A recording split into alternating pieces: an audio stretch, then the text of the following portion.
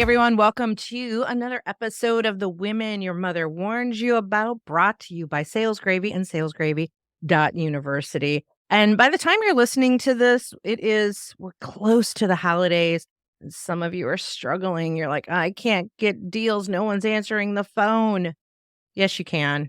They're around and they're in a good mood because it's the holidays. So if you are struggling, I highly recommend that you go to salesgravy.university. We have nearly 300 courses. I've got some cool courses there, and you can get the skills that you need to overcome all these things. But let's move on to our guest today. I'm super excited to have someone here today that I had the opportunity and privilege to see him speak on a stage I was also speaking on, and loved his energy, loved what he had to talk about. And I always love to talk to other speakers because we're all a little bit different in what we do. And I wanted to bring him on the show today. And today I am welcoming Chuck Gallagher to The Women Your Mother Warned You About. Welcome to the show, Chuck. Thanks. Hey, listen, I got to tell you something. This is really cool, right? Because I don't know that I've ever been on a show with a more creative title that is more wonderful and provocative. So this is going to be exciting. I'm just jazzed. Oh, I love that, Chuck. Thank you, Chuck. Chuck, I'm going to ask you about this because it's provocative. So when you hear the title, Women Your Mother Warned You About, what did that make you think? Well, okay. So number one, it probably made me think about women who are powerful in their own right, women who know what they want, go after what they want, and functionally aren't willing to take an immediate no for an answer. So I'm like, okay, this is going to be fun. Good. Awesome. I love it. It should be fun. It should be fun. And you're fun. So let's talk about you. Just give our listeners and our viewers just a little bit about who is Chuck Gallagher and what does he do? Well, I was going to say, I was going to come up with You can. Weird, but no, I probably won't do that. The reality of it is I am a VP in a public company today. I am a professional speaker, predominantly on ethics and AI, two separate topics, not necessarily together, although they could be. And I also happen to own a video production company. So I am in my office at the video production company studio. This is not where we shoot video. It's at least I've got the Beatles behind me and I'm like, go Beatles. I love it. Okay. So I told you never know what's going to happen on this show. Like I got a plan, but I don't got a plan. I'm just going to start with the first question that comes to my mind because I'm like a curious child. How do you do all these things? How do you manage all of these things that you just described? Okay, that's a really cool question, Gina. So here's the deal. I believe that everybody has certain gifts, just things that we are innately good at. We don't necessarily know as young people what those gifts are. Okay, so I'm going to answer your question this way. When I was a kid, I sold potholders door to door. I made a record album when I was 16. Didn't have any money, lived in the projects, but I was good at selling. I could get other people's money together to create an outcome that I was looking for. And I'll never forget the local paper wrote this article and said, don't know if he has any career in music, but he definitely does in sales. So one gift is sales. Okay. The other is I started in college as a music major, voice. I wanted to perform, be Elton John. They said teach, perform, teach. And I figured apparently I've got no talent. So screw that. I went into accounting because I was not going to be a poor musician. Oh my gosh. But I clearly like the idea of vocal performance. Today, instead of singing, I'm speaking, which actually pays more. And last to that is I've always been creative. So if you take performance, creativity, and sales and mix it together, now looking back over many years, and as you can tell, the color of my hair is, well, white, I guess, at this point. But if you look back over all those years, every job I've ever had, I have somehow turned into an expression, a vocal expression using creativity that involves sales. So today, VP in a public company in sales and marketing. My job is to keep our primary client, the biggest client we have, happy. That doesn't mean I have to sit in an office every day. It means I need to be creative in meeting their needs. Because I don't have to sit in an office every day, I have the privilege of being able to work in a video production company that gives me a creative outlet that allows me to record videos for the speaking business that I'm in and that every company knows I am in. So if you want me as your employee, so to speak, you've got to give me massive flexibility to go and speak where I'm invited. So that's the long answer to a very short question. Hey, I love it, and I like asking questions like this that might not be expected. Number 1, because it always elicits a story, and that story is always interesting and powerful, and that gave me an opportunity to learn even more about you that I love because just like you, I am a creative. I've got a performance background. Sales was not what I thought I would end up in, but when you think about it, everything that we're doing to influence people is Also, sales, and the studies show that the salespeople who have a creative background or are actually putting their creativity in play, because we were all actually born creative, but we lose it. When we put it in play and we are practicing it and mastering it, this is what makes us so powerful from a sales perspective. absolutely. Absolutely. And Gina, you said something which I think is really interesting because we're born creative and we are, and then we lose it. And it's like, but we're in a weird space right now with artificial intelligence. Takes away the mundane of what you have to do and opens up the possibilities that the childlike creative can just come out Yes. because we're not stuck with having to do the just typing every single word or whatever it happens to be. So I think it's going to be a renaissance of creativity because Yes. we get unshackled from the hard stuff that most people just are mindlessly not excited about doing. Yes, and I wanna thank you for the AI talk that you gave that I heard you speak at, because I was like, "I'm not jumping into that pool. What's that pool? What's that pool?" But you presented in such a way that I'm like, and then I was sitting with a mutual friend of ours, Cynthia Barnes, and then she started, like, showing me things. We weren't ignoring you, by the way. She was as you were talking, she was like, "And look what this can do, and look what this," every time you would talk about something new, and then she was showing me things like, "Here, I'm gonna take a blog and I'm gonna say, do it in Gina Trimarco's voice." And then, like, all these things that I was like, my mind was rushing. And then there are the schools that thought right now, I think there is a happy medium, but there are schools that thought right now of like how AI could hurt us in some ways as far as people are now jumping on this AI bandwagon. Well, we're just going to have AI write all of our emails and write all of our telephone scripts and fully rely on that, which I don't think you can fully rely on it. You can take some of it to your point. I can get rid of the mundane part of that. And then I have something that I can play and mold Yeah, and turn it into something that much better, that much quicker, but it cannot be the cure. I agree. It's not the cure, it's a tool. It's Yeah. just any tool that's come along. I think in the presentation, I may have made the comment. It's like an automobile. In 1900, when everybody rode a horse, you could saddle a horse, bridle a horse, you rode a horse because that's how you got from point A to point B. When the car automobile came out, it was like, well, that's just for the rich folks and it'll never end. Well, of course, today everybody has an automobile. And nobody, unless you're an equestrian, knows how to saddle or bridle a horse. Give me a horse and tell me to ride it. Chuck is it got a big problem. I'd rather be in my electric vehicle that I can turn on cruise and functionally know it will drive for me. Or if there's almost an accident, which by the way happened the other day, it recognized it before I could and stopped. So there are things about it that are wonderful, but just like a car is wonderful, it also can be used as a deadly item. Yeah. Somebody drives it into a crowd of protesters. So anything can be used for bad. The question is, what is our motivation in using it in the first place? Yeah, I love that. So in sharing that story, I wanna kind of backtrack a little bit because your story, when I asked just that simple question, right?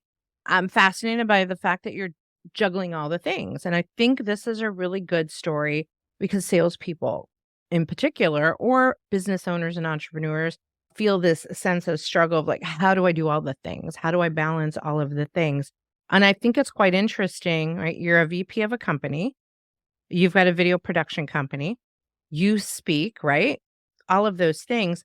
But how do you navigate having an employer who is like, "Yeah, cool, go do your own video thing. Go oh, cool, go and speak." Because I think that is a skill set in itself to actually build trust, to win people over, to be like, "Yeah, you can do all those things." Does that make sense? Yeah, it does. And okay, so let's do this for just a second. I'm going to go back further. Okay. Let me go back further and say, back in the 80s, I was a tax partner in a CPA firm. I testified before Congress, wrote articles in national magazines, etc. But I was stupid. I was living beyond my means, robbing Peter to pay Paul, AKA I couldn't pay all my bills. And I eventually embezzled money from a client. That's, by the way, Gina, really a dumb thing to do. Let me just share with So for everybody. those listening, don't do it. Yeah. Don't do it because I'm pretty sure I've read up on Chuck. He is a felon. Don't do it. Is that correct? Yeah. Oh, yeah. Oh, yeah. And it's your story. So I found a way for you to tell it without me asking. Yeah, not a problem. So, right, don't do it. But I did, and I did it again and again, just like people speed in their automobiles. You get accustomed to it, you just do it because you don't think there's going to be a consequence. Oh my goodness, Gina, there's always a consequence. Always, every choice has a consequence. So eventually that crashed. I lost my license. I paid everybody back. The local DA didn't want to prosecute, but the federal government did. And I deserved it. So on October 2nd, 1995, I walked my happy butt into federal prison. Well, actually, it wasn't happy that day. I'll just tell you, just to be clear. But I walked myself into federal prison, became 11-642-058. That is my inmate account number, like my social security number. You'll never forget it. Once you have one, get one, just saying. But here's the point to all of that. It's not what happened. It's what happened following. Because the choices we make have consequences. But your history does not create your destiny. Mm-hmm. So my history is I'm a convicted felon. But when I got out, the first job I had was selling cemetery property door to door. Yeah, death and taxes. I used to be a tax partner, screwed up taxes, figured I'd better try death. Why not? Plus, everybody breathing was a potential client. And I'm like, I like clients. I'm just saying. Now, here's the thing. No matter what it is we do, you need to be the best at it. If you're mediocre, you're never going to get anywhere. So I knew as a convicted felon that if they were going to downsize or right size or whatever you want to call it, I would be the first to go. So I needed to be the best salesperson they had. Because if I wasn't, bye. But if I was, it would be awfully difficult to get rid of me.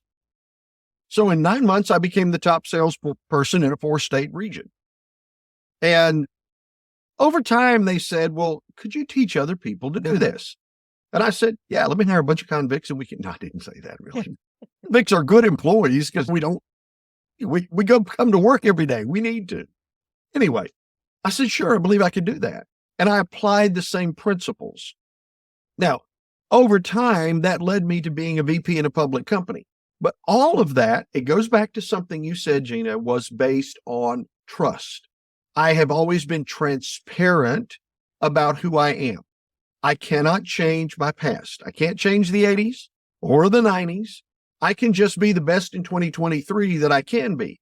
But if I am willing to be transparent and trustworthy, what that earns me then is the right for the public company to say, we give you flexibility and leeway because we trust that what we have hired you to do, you will do.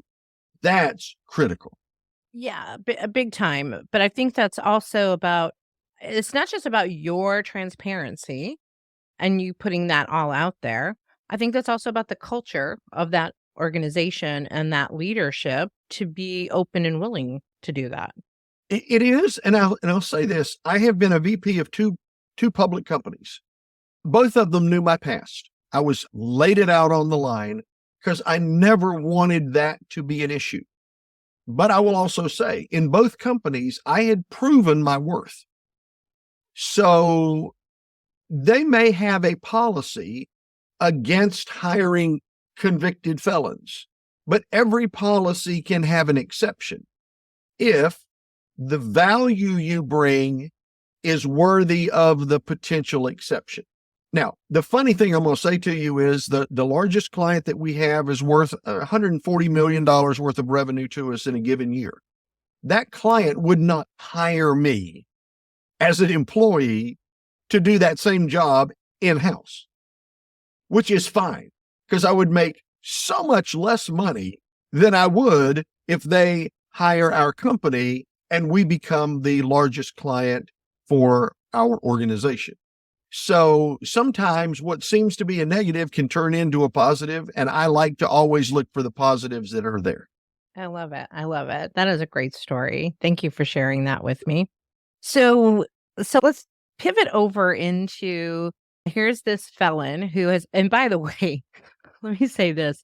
As you were telling that story, I just want to share this kind of ironic, I don't know what we would call it. So I started as an accounting major and was not good at math, which caused me to think about it twice.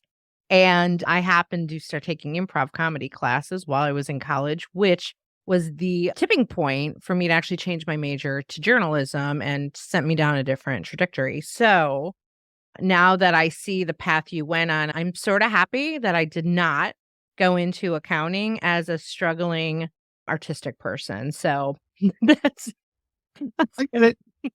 I totally get it. And look, let me just tell you, I sucked as an accountant. I didn't care if it balanced. It was not relevant to me, but I was great at promotion. I was great at doing seminars. I was great yeah. at speaking, and I could bring the clients in and then turn it over to the technocrats who just loved it with things balanced. And I'm like, I'm so glad you do because I so don't. That is awesome. So now let's talk a little bit about business ethics. And this is something that you talk about and go into companies and talk about and get on a stage and talk about. So I find it interesting. We go from this felon background to a business ethics background. Tell us a little bit more about that. What does that look like? Well, in 2006, I was a senior VP of sales and marketing public company. And somebody came up to me and they said, Chuck, how can you be a senior VP in a public company and a convicted felon? Like those two things could not exist. Off the top of my head, I said, well, every choice has a consequence. Made bad choices in the 80s, sent me to federal prison in the 90s. Made better choices, and today I'm a senior VP. They said, you should talk about that. Well, that's a really dandy idea. So I went to a lady in Dallas, Texas, where I was living. She ran a speakers bureau, and she was kind enough to listen to what I did. And she said, tell me, what do you speak on? I said, choices and consequences. Her response was, well, that's great. You'll never get hired, but that's really good. I'm like, you'll never get hired? What do you mean? She said, nobody searches for that.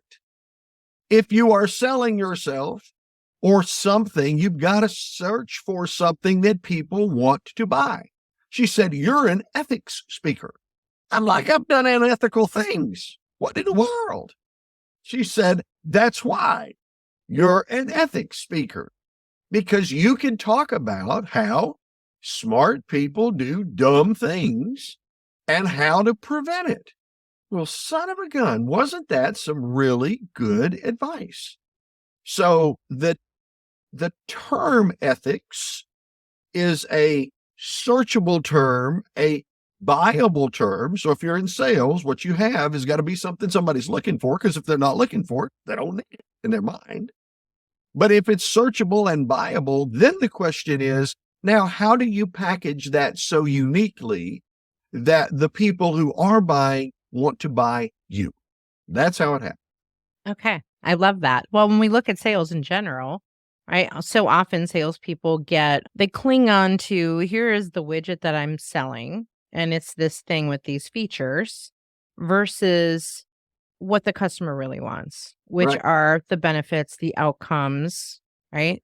The outcomes of an ethical business and what that's going to mean for us is going to be what's important. So when you go into businesses, tell us a little bit more about what you do as far as what are some of the things that come up for businesses when it comes to business ethics? Because I'm totally this is all new to me. So teach it to me like I'm a fifth grader. Well, first thing, everybody thinks they're ethical. They're not. That's a problem. Yep. So when I go in, first thing when I walk in an orange jumpsuit and handcuffs, just for the sheer joy of freaking everybody out so they'll pay attention. Once we get into that, I will typically ask 4 questions. How many people would voluntarily choose to do something unethical? Gina, rarely does anyone raise their hand because Right. I would not do that. Can't imagine that. Question number 2, do you think that voluntarily breaking the law is unethical? Now, most people would raise their hand and say, yeah. If you walked into CVS and just decided to go to the makeup counter and load a bag full of stuff and walk out the door because the chances they're going to run after you is like slim today, which is weird. Yeah. Most people would say that's unethical. Okay, good. Third question. How many of you have driven on the interstate highways in the past 2 weeks? Okay, everybody raise their hand. And then some people like you start to smile because they know the next question is, and how many have exceeded the speed limit by 5 to 10? And then everybody raises hands. All right, now, here's the point. The reality is most people think they're ethical and most people think that breaking the law is unethical, but it is easy to make unethical choices when those choices are socially acceptable.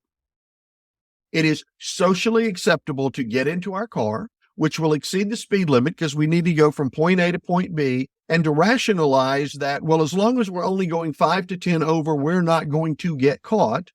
And therefore, it's okay to break the law or do something that perhaps could create a negative consequence for us because, gosh, everybody does it. Well, if everybody steals from their employer, does that make it right? If every employee went to work one day and decided to spend 3 hours on their cell phone looking at TikTok videos and scrolling social media and only worked 5 hours but expected to get paid 8, is that ethical? And when you start to think about it that way, then you start to raise the question of, okay, what is it that people do that might put them on the slippery slope of making some dumb choices? And sometimes the slippery slope happens to be a black diamond slope at Telluride in Colorado in the wintertime, and you start sliding down that puppy, and if you can't ski well, you're going to end up on the side of a tree like I ended up in federal prison. How does it happen? What do we look for? How do we prevent it? That's what I talk. Okay. What are some of the things that companies should be looking for? Because I think when you talk about being on TikTok for 3 hours, an employee would say, well, I didn't know I couldn't be on TikTok, right? I'm sure that's something that you hear, but what are some of the things that companies should be looking for? Well, interesting. There's 3 primary triggers that we have as human beings. I talk really a lot about human behavior, but there's 3. Okay, let me back up a second. This is going to be a little brain science, okay? I love brain science, yes. Okay, good. I'm glad you do. Brain science. Cognitively, we think from the frontal cortex. Mm-hmm. By the way, doesn't truly develop until about 26 or 27. So if you've got like teenage kids or in college and they think you're stupid, it's natural because it hasn't fully developed. When they're 40, they'll look back and say, mom was smart.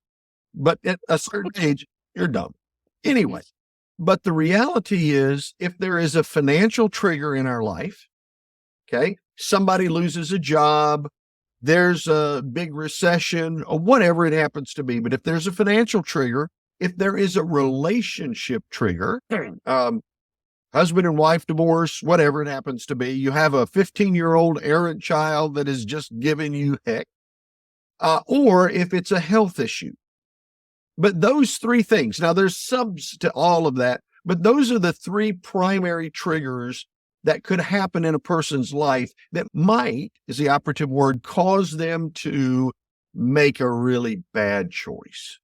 So what do we look for?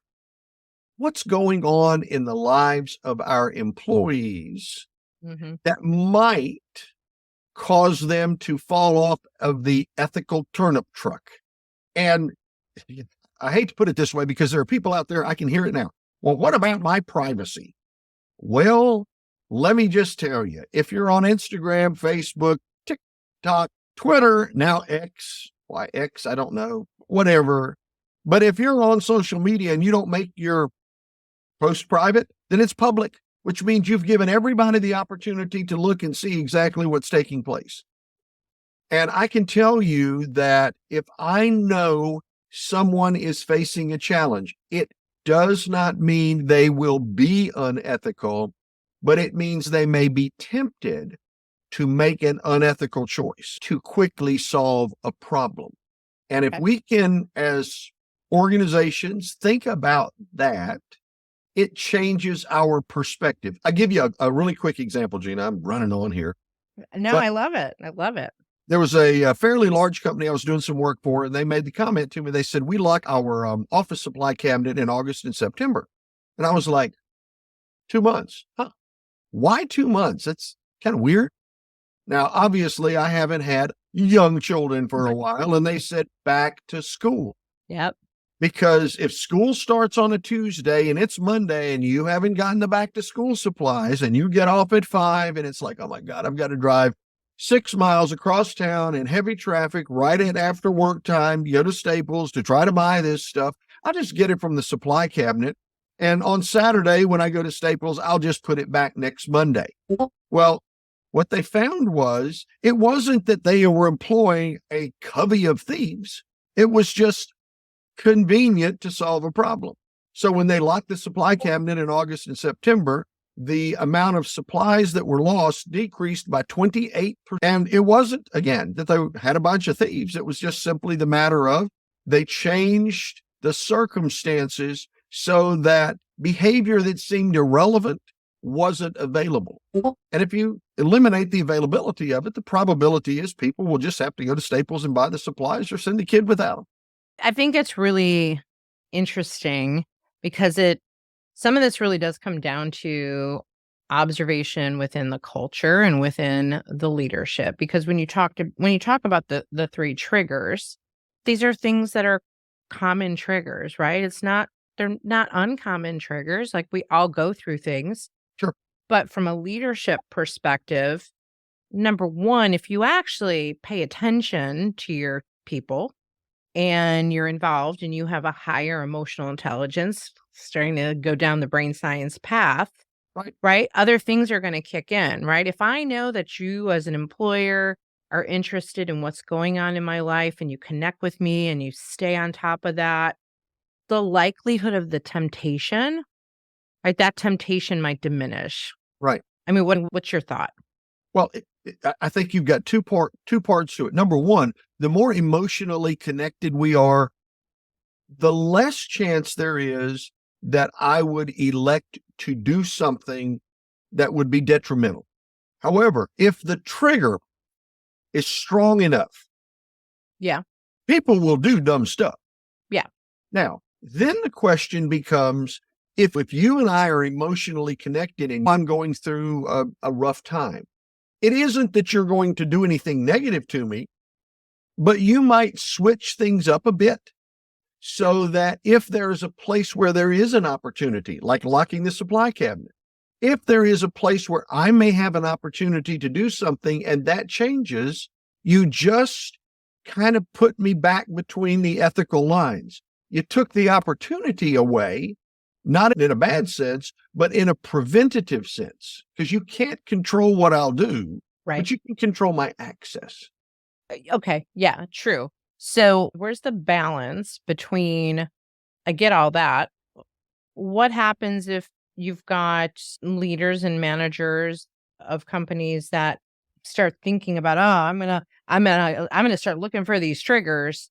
And then there becomes this gray area where they start to make an assumption. Meaning, I remember years ago when I was going through a divorce, right? That would be a relationship trigger. Sure. And then people started making assumptions about me. Right. Like, "Oh, yeah, she's going through a divorce. That's why she's not performing as well." Now, that might be a performance issue, but kind of along the same lines of thinking, right? Like, "Oh, she's going through a divorce issue. Maybe she's gonna do XYZ unethically." Right? Because as humans, we have a tendency to lean towards a negativity bias. Sure. Right? So, Absolutely. do you have any suggestions for how to balance that of, like, still having your due diligence to make sure these things are not happening in a company while still having the EQ, to not make an assumption it's gonna happen? Gina, let me say this. I think one of the challenges becomes what is the job the person is doing?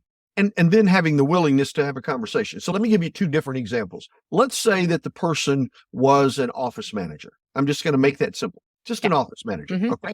And the bank statement comes in every month, and the checking of the credit card statement comes in every month. And I'm the owner. Okay. And I just throw it down on the office manager's desk and take care of it, because I don't want to deal with that. It's mundane stuff. But if I know the office manager is going through a challenge in some form or fashion, I may trust that person immensely, but I may need to make one change.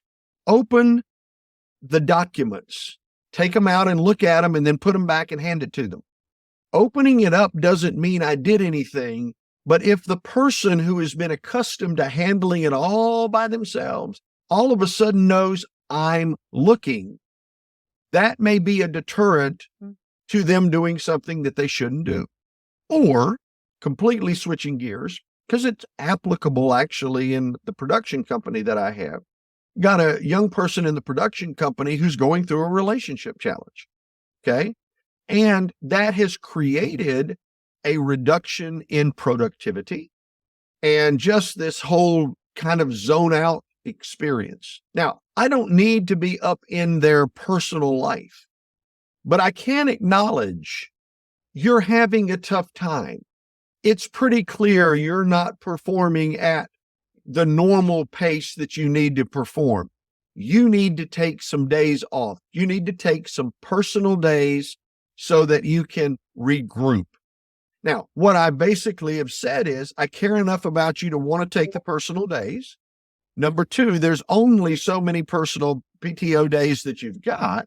So if you're taking them, I'm not going to pay you forever through your circumstance, but I recognize it. And number three, it says, and I do recognize your performance is being impacted. I'm not criticizing you for that. I'm trying to address the issue, but I'm also raising the awareness that you just can't sit back there in the dark forever on your phone and assume somehow that's an okay action. Yeah. Yeah. Perfect. And as you were talking about that, the other thing that comes to mind is you could probably talk better about this, but I'm curious as to how, I don't know how to phrase this. It's like common sense, right? Common ethics, like having a common sense for ethics. Maybe that's it. I'm just thinking about the person who says, Chuck, what's wrong with taking office supplies? This company's got enough money. What's the problem for me taking office supplies? I'm just using that as an example since you brought it up. Sure. Where do we, and I've always learned this as a leader, right? If someone's not performing, I have to ask myself, did I give them the tools? Do they have everything that they need? Did I explain it? As I get older, I get more into that, like, get off my grass. Like, you should know these things. The reality is that I don't think a lot of people know what basic ethics are. I could be wrong, but is there some responsibility on the company to actually educate in some way? That's a crazy question, I'm sure. No, it's not crazy at all. In fact, it's kind of funny. There is, in the United States sentencing guidelines, criminal sentencing guidelines, it basically says, look, if you're at a senior level in a company, and if you provide ethics training that talks about fraud prevention and having a culture that encourages abiding and paying attention to the law, then if somebody does something stupid, you can't be held criminally liable as a senior exec because you provided the training. Now, that's wonderful. However, the funny part about it is you would think everybody would be like, oh my God, we've got to have ethics training. This would be wonderful. And of course, that is not the number one thing people look at, because everybody thinks they're ethical till they're not. Exactly. That's sort of where I'm going with that, right? Like, it's wrong for Joe employee to do it, but Joe employee might actually be ignorant and not know. And look, Gina, I'm older than you, and I know that I'm going to call it 4 functional generations in the workforce. I know the silent generation, which would be my parents, are probably pretty much out of the workforce, but with the baby boomers, Gen X, millennials, Gen Z, when you look at those 4 generations, we do not look at things the same. Right. Stealing, taking something that does not belong to you innately ain't right. So there is an element of, I might need to point that out to you once, but if you keep up the behavior, I'm sorry, I look at it like I might have hired the wrong person. Not that it's my job to train you to know what you're supposed to do and what right or wrong is. That's your parents' job. But I need to find people that I think when I hire them know that on the front end so that I don't have to teach the basics. I need to teach the job. Fair enough. And I'm married to a police officer, and I've heard this phrase before, claiming ignorance does not make you Uh, innocent, uh, right? uh, You can't say, "I didn't know. yeah, right. I No, it doesn't didn't exactly work that way.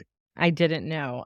So what's some advice that you might have for companies on how to have a more ethical organization or be putting an ethics practice in place versus thinking we never got to think about it? Well, first thing, I'm going to give you a really quick, easy answer. And this kind of goes back to police, by the way. But that is, it always starts at the top.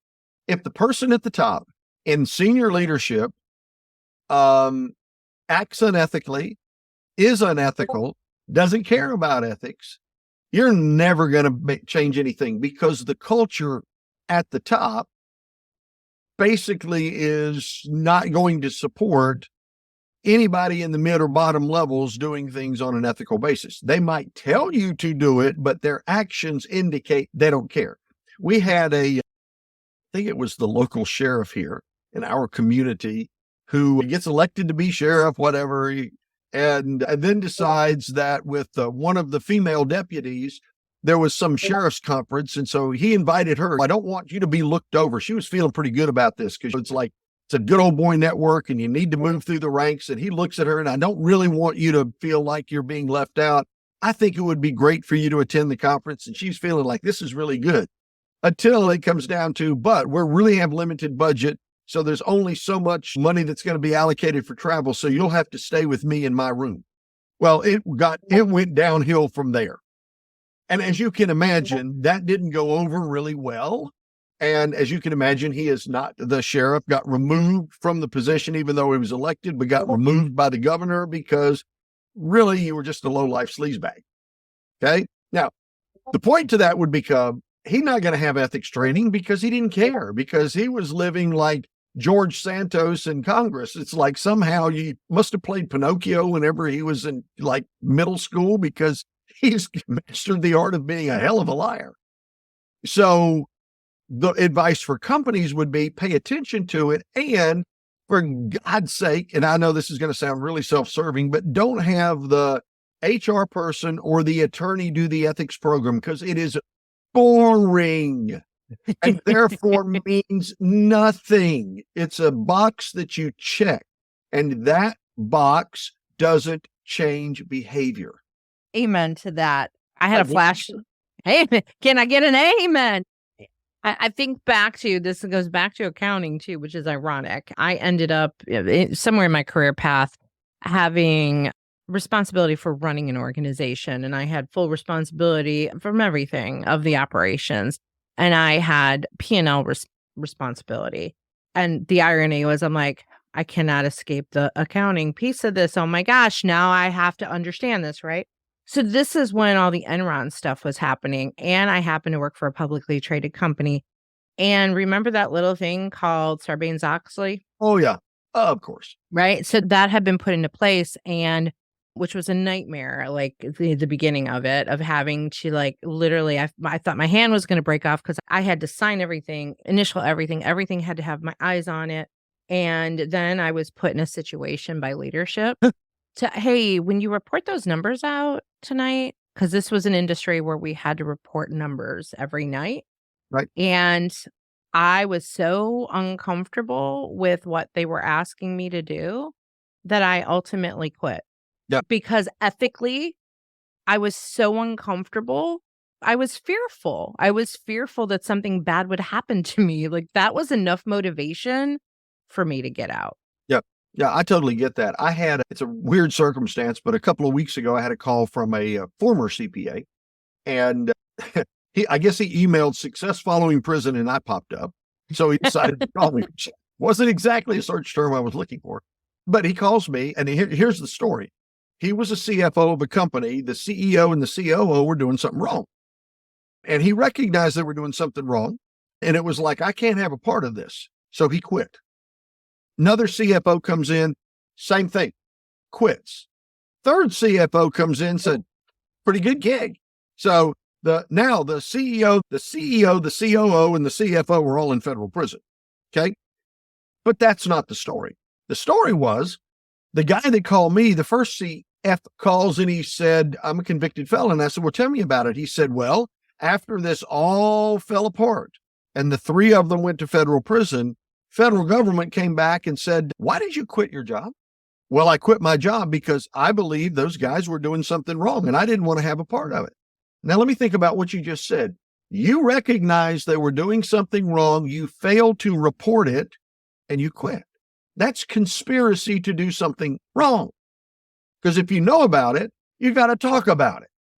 And so basically they went back and they said, so here's what we're going to do for you. You get to plead guilty to one count of conspiracy, wear an ankle bracelet for a year. You will not put you in federal prison, but you will lose your license as a CPA because you should have known it's your job to report. Conspiracy is the easiest thing to win a conviction on because you knew something and you didn't do something about it. And therefore, he ends up like me being a former CPA, now convicted felon. But in his case, all he knew was accounting. And who is going to hire him to be their accountant, having now been a convicted felon?